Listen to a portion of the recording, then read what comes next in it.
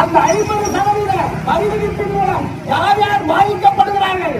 பின்னலாடை, ஜவுளித்துறை, இந்தியாவுடைய முதுகெலும்பாக இருக்கக்கூடிய பின்னலாடை, ஜவுளித்துறை போன்ற தொழில்கள் கடுமையாக பாதிக்கப்படுகிறது.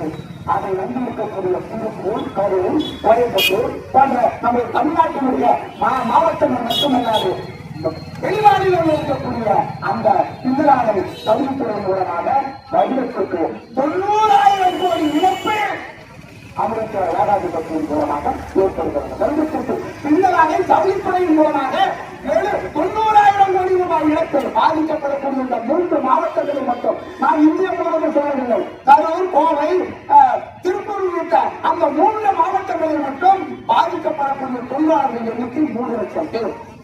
இந்த 3 மாவட்டங்களில் மட்டும் 3 லட்சம் பேர் பாதிப்புக்குள்ளாகிறார்கள். 90,000 கோடி இழப்பை உண்டு பண்ணுகிறார்கள். அதை